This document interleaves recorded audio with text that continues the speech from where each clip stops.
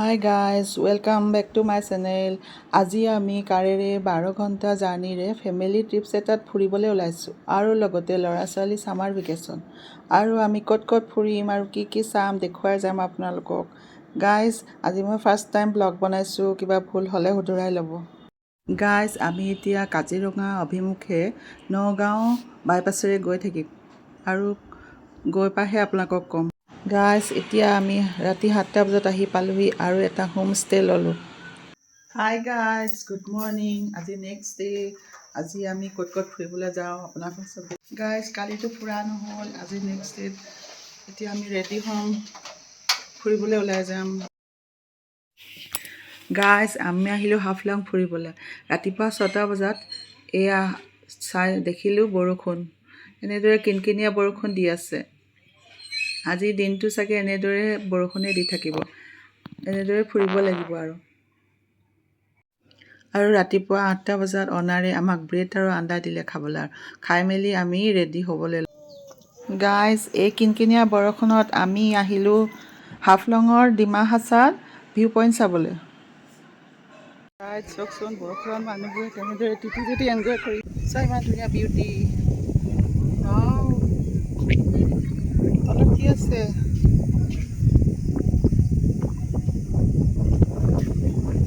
Guys, এয়া দস্তক view point. তাত যাবলৈ কিন্তু অসুবিধা হৈছে, বৰষুণ দি আছে, সেইবাবে নাযাওঁ আৰু। চোৱা পাহাৰৰ তললৈ কেনেদৰে ডাৱৰবোৰ নামি আহিছে, ইয়াৰ নাজাৰা চাই ইমান ভাল লাগিছে ন। গাইজ এতিয়া আমি আহিলোঁ পাহাৰ আৰু হাবিৰ মাজত থকা এখন ৰিজৰ্ট, নাম হৈছে হাইম। ইয়াত কি আছে সকলোবিলাক আপোনালোকক দেখুৱাই যাম। ইমান সুন্দৰ সুন্দৰ কটেজবোৰ আছে। ইয়াত আহিলে থাকিব পাৰে আপুনি আৰু এনজয় কৰিব পাৰে গাৰ্ডেনত। এইবোৰ গাৰ্ডেন, অৰেঞ্জ গাৰ্ডেনো আছে, ফ্ৰুটছৰ গাৰ্ডেন আছে। এয়া চব কিবা ধুনীয়া সুন্দৰ কঁঠাল লাগি আছে। ইয়াত থাকি লৈ প্ৰাকৃতিক সৌন্দৰ্য চাই এনজয় কৰিব পাৰিব। আজি বতৰটো সেমেকাৰ বাবে কিনকিনীয়া বৰষুণ দি থকাৰ বাবে ঘাঁহবিলাক তিতি আছে।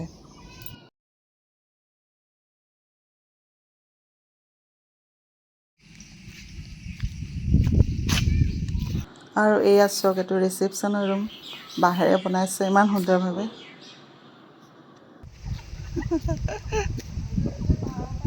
অকলে জ্বলি থাকা।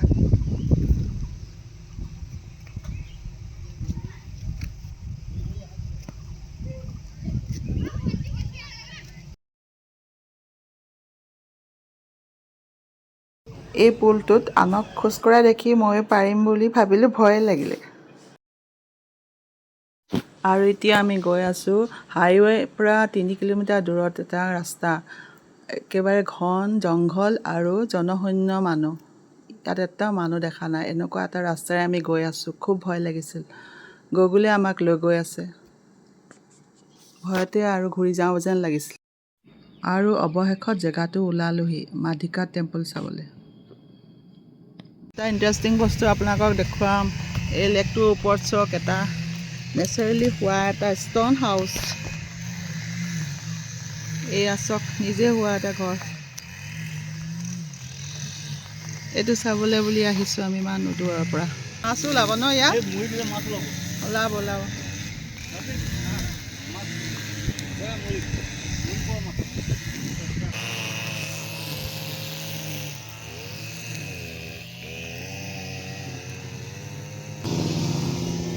ওচৰত নাযাবা, ৰ'বা ময়ো দিম। মাই গড, ইমান ধুনীয়া মাছ।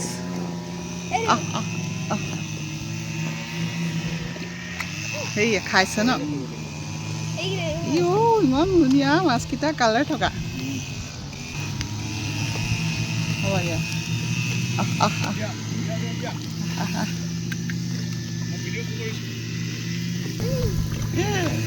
বহুত আছে ন ইয়াত, মাছ আছে।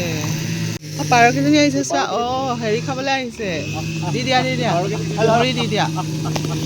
ইমান ধুনীয়াকৈ ওচৰলৈ আহিছে। পাৰ আহি কিমান এগাল গোট খালে চোৱা।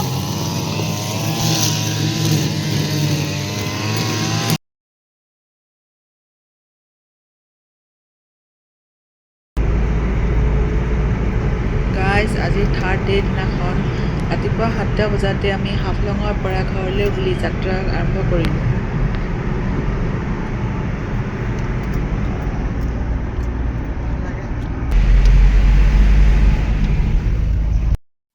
আৰু ইয়াত আহি আৰু কিয় বজাৰ নকৰাকৈ যাওঁ, এয়া দেখিলোঁ আৰু নামি লৈ চব্জি অলপ ল'লোঁ।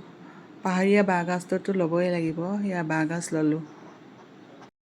গাইজ চক, এয়া বাৰিষা বতৰ, চাৰিওফালে পানীয়ে পানী। আমি কাজিৰঙা পথেৰে যাবলগীয়া বাট বন্ধ হৈ থকাৰ বাবে আমি লখিমপুৰ ভোমোৰাগুৰি দলং হৈ ঘৰ ডিব্ৰুগড়লৈ আহি আছোঁ। এতিয়া আপোনালোকৰ পৰা বিদায় ল'ম। আমাৰ লগতে আপোনালোককো আমাৰ জাৰ্ণিটো দেখুৱালোঁ। কেনে পালে কমেণ্ট কৰিব। আজিলৈ বাই ফ্ৰেণ্ডছ, আকৌ নেক্সট ভিডিঅ'ত লগ পাম। গাইজ ঘৰ আহি পালোহি আৰু আমি নথকা অৱস্থাত মোৰ লিলি ফুল কেইজোপা ইমান ফুলি থকা দেখি মনটোৱে ভাল লাগি গ'ল। চাওকচোন ফ্ৰেণ্ডছ, ইমানবোৰ ফুল ফুলি আছে, কলিও ইমান ওলাইছে।